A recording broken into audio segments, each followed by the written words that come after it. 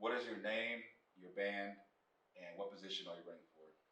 My name is Sena Michelle Davis Yesslith. My band, Miccosukee Band, Hobutta Clan, and I'm running for chief candidate for Seminole Nation. Where did you grow up, and tell us a little bit about your family? I actually grew up just less than half a mile around the corner. I'm local. Grew up here in Seminole County. Went to Varnum Schools just down the road.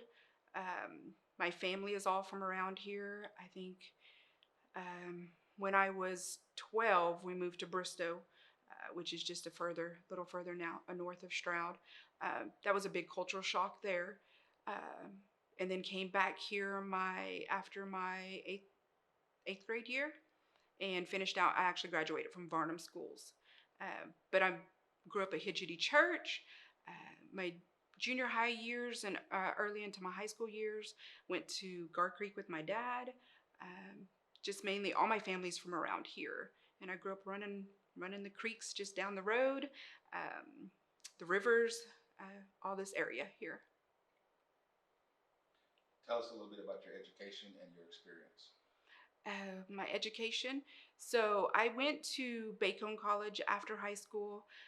That was a real experience of my first time having a tribal member tell you or make promises of scholarships. Went to softball and basketball, didn't get what I was supposed to get. And then I was there. Then unfortunately, and I'd say unfortunately, but fortunately, I did become a young mother. And so I came home, went there, was home here for the next 4 years, working around here, had my son. My sister, my younger sister, had actually gone to high school. And at that time, my dad had asked had talked to me about going to college to be able to provide a better life for my son. And after much hesitation and thought about it, I decided to go to high school. I went to high school January of 2001. Went there, played softball. I went there for the next 2.5 years. I say 2.5. I had changed my major, decided what I was going to do or not do, and graduated with my associates in 2003. I have associates in science. Um,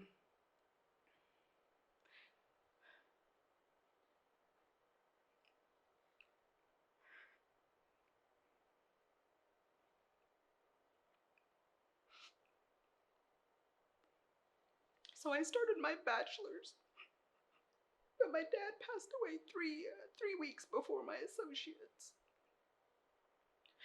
Sorry. And so my dad is the one who convinced me to go to school for a better life for my son. My son at the time was 4, lost his only dad he had known. And my mom was here. I still had a baby sister in the home who was 14. I was 24 at the time when we lost him. So I had planned on staying. I got a year in and I got sick. But my mom had my son. So during my associates in my last year, I had applied for city housing.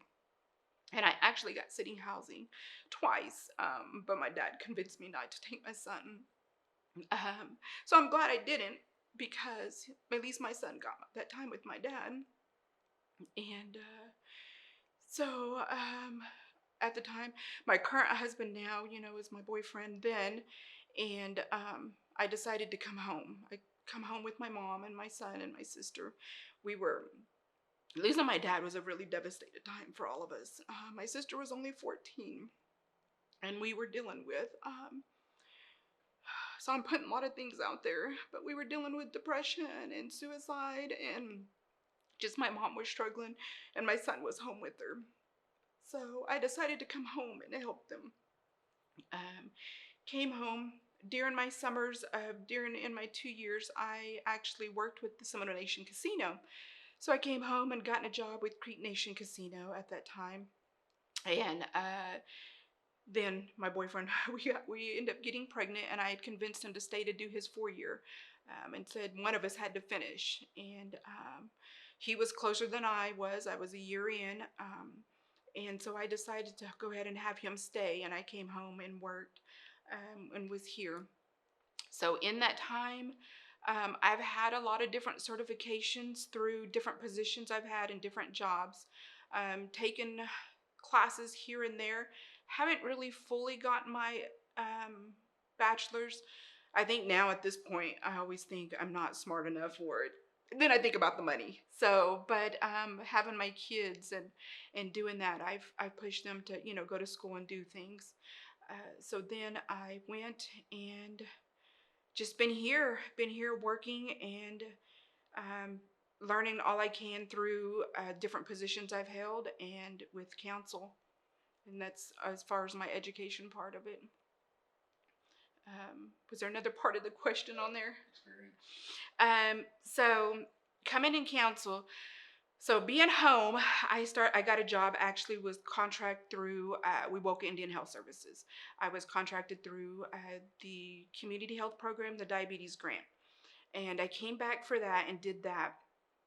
Um, while I was here, being working at Wewoka, I had a lot of tribal members I would speak to, and a lot of different people within the clinic itself. Uh, I had came back. I had asked to get my lifeguarding certification to be able to help with our elders in the program. While I was here, I did start the walking program and a water aerobics. I actually got lifeguard certified through Seminole State, and at the time, I think I was 26 or 7. Let me tell you, going and doing a lifeguard certification at that age after having 2 kids and not really doing anything but playing co-ed softball around here, I did finish. I wasn't the oldest, but I finished. And so with the diabetes grant, I became more educated in diabetes.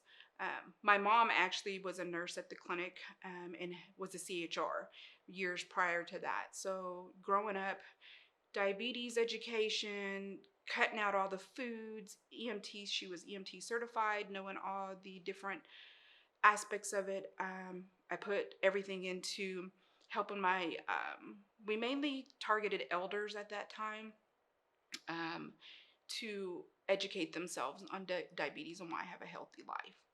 Um, I love that program. Did a lot for that program. Um,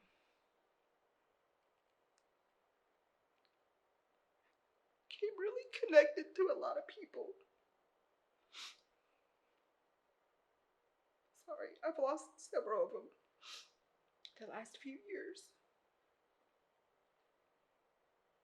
But during that time, talking to the patients, they would tell me things about what they were dealing with within IHS or the tribe. And that's really what lit the fire in me to become more vocal.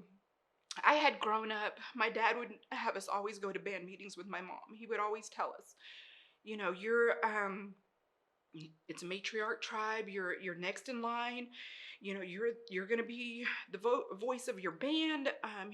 He made sure we knew the Constitution, our band bylaws. We would go, my mom would take us to council meetings and we'd sit in council meetings with my dad. And so hearing stories, I knew a lot of things that were going up, but being personally connected to people who was dealing with things within the tribe, um, that's where I really got my voice. Matter of fact, I had some people come to me and had asked me to help them write plans and write things in place that they felt were unjust within the tribe or the clinic. And even though I only had an associate's, they knew that I could help them put some things into words. And I wrote a lot of point of views at that time. There towards the end, somebody, I guess, within just word of mouth, it got back to the tribe and I didn't get my grant renewed. I actually was told that they were told not to hire me back or they would, possibly lose their jobs as well. Um, that really lit a fire in me. I went and started writing my own point of views and got more involved with my band. I had been attending, but were more involved with asking questions and trying to find out, the answers to different things and why couldn't we provide more to our people? Why are we being told no? Why is there limited funding where we just stand and sit? So that's what I did for, um, and then I got on housing board after. So in 2013, I actually got on the council.